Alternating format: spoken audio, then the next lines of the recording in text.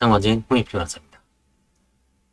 주택 임대차와 관련해서 임차인 입장에서 이제 가장 문제되는 거는 주로 이제 공인중개사를 통해서 계약을 체결하더라도 체납국세일 겁니다.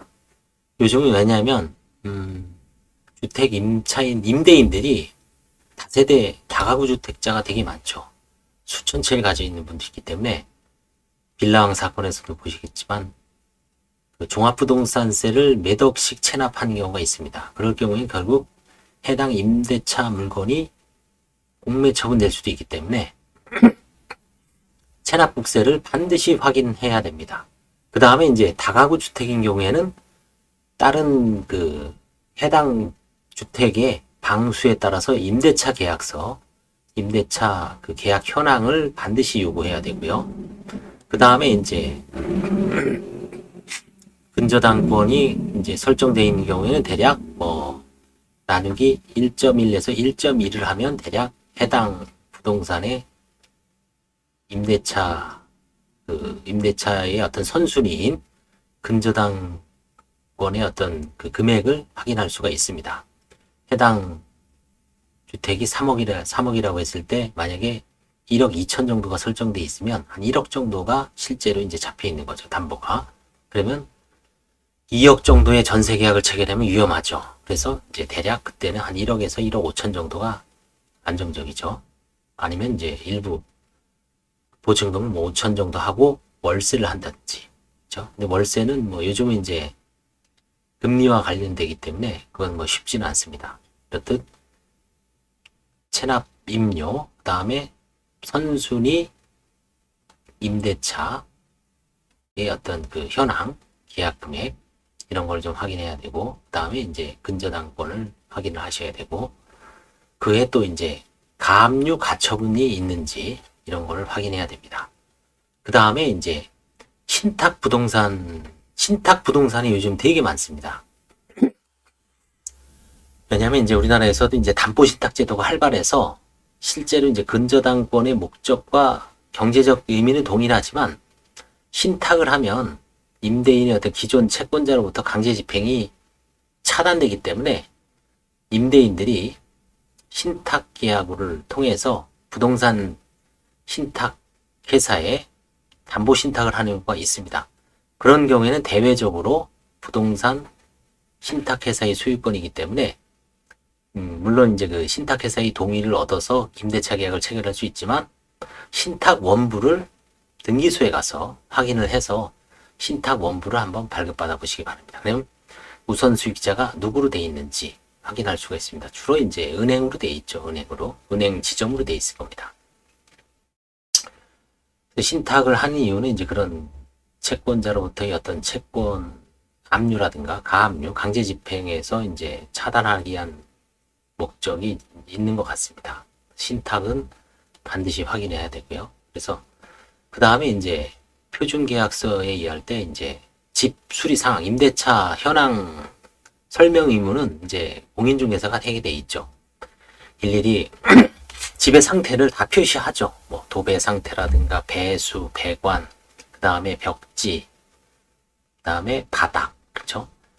그 다음에 결로는 있는지, 특히 겨울에는 결로 현상 때문에 좀만 추워도 춥거나 따스해져도 물이 아주 흥건하죠. 그 결로 현상이 있는 집은. 그런 것도 이제 건설 소송의 어떤 단골이었죠. 한때는 결로 현상. 그 다음에 이제 원목마루에서 이제 곰팡이가 피는지 그런 거는 나중에 반드시 세세하게 확인하지 않으면 이제 문제가 됩니다. 그리고 이제 중간에 아랫집, 윗집에서 새는 경우가 있죠. 그럼 그때 당연히 소유주가 이제 공사 대금을 책임을 지죠. 그런 경우에 임차인 입장에서도 문제가 될 수 있기 때문에 반드시 확인해야 됩니다. 이런 거는 이제 워낙 그 상식이 됐다고 하지만 여전히, 그렇죠? 그 다음에 임대차 보증금의 어떤 그 서울 보증이나 이런 대한주택도시공사 보험이 되는지, 임대차 보증금을 적시에 반환받는 그런, 물론 보험료는 들지만 나름대로 보험 증권을 끊어서 보험을 들어놓는 게 아무래도 좀 나중에 보증금을 반환받기가 수월합니다. 이제, 이제 최근에는 지난 시간에도 말씀드렸지만, 체납국세를 임차인이 강제로 조회할 수 있는 권한이 생겼습니다. 그래서 임대인들이 예전에는 뭐 그걸 잘 안 알려줬죠. 그쵸? 공인중개사도 대부분 임대인 편에서 포스트를 하는 경우가 많죠. 그렇기 때문에 임대인 편에서 그런 거를 세세하게 약자인 임차인이 요구하는 게 만만치가 않았습니다. 그 다음에 이제 또 문제되는 게 요즘은 이제 임대차 갱신 청구권 그런 거에 대해서도 명확하게 해놓는 게 낫죠. 요즘은 이제 뭐 상대적으로 이제 정착은 됐지만 임대인도 마찬가지로 결국은 4년 이상을 보장해 줄 수밖에 없습니다.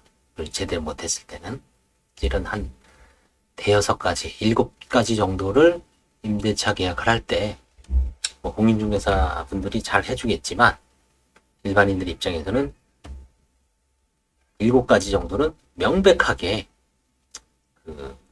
체크를 해야 됩니다. 다시 한번 강조하지만 체납국세, 그렇죠? 체납국세. 그 다음에 다가구 주택의 경우에는 선순위 임차인들의 존재 및 그 금액. 그 다음에 세 번째는 근저당권이 존재하는지.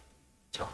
그 다음에 뭐 네 번째는 신탁 부동산의 경우에 신탁 원부를 확인하라. 다섯 번째는 임대차 현황, 목적물에 어떤 하자가 있는지 없는지. 문고리부터, 그쵸? 벽지까지. 그 다음에 배관. 전반적으로 확인을 해야 되고, 미처 확인을 못한 경우에는 특약으로 나중에 문제가 될 때 임대인이 당연히 뭐 수리를 해준 경우가 있겠지만, 또 소모품인 경우에 또 분쟁이 있을 수가 있습니다. 그런 임대차 현황, 이런, 다음에 이제,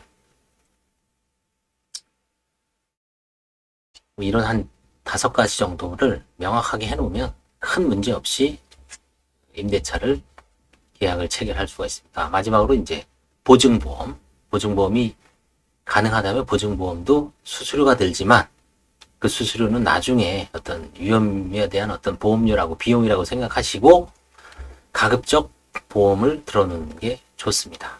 그 다음에 이제 당연히 공인중개사들이 아마 5억 5천만 원, 1억 범위 내에서 보증보험 증권을 교부를 할 겁니다. 그걸 당연히 받아두시고요. 이런 7가지 정도는 반드시 체크해서 임대차 계약을 체결하는 게 맞습니다. 감사합니다.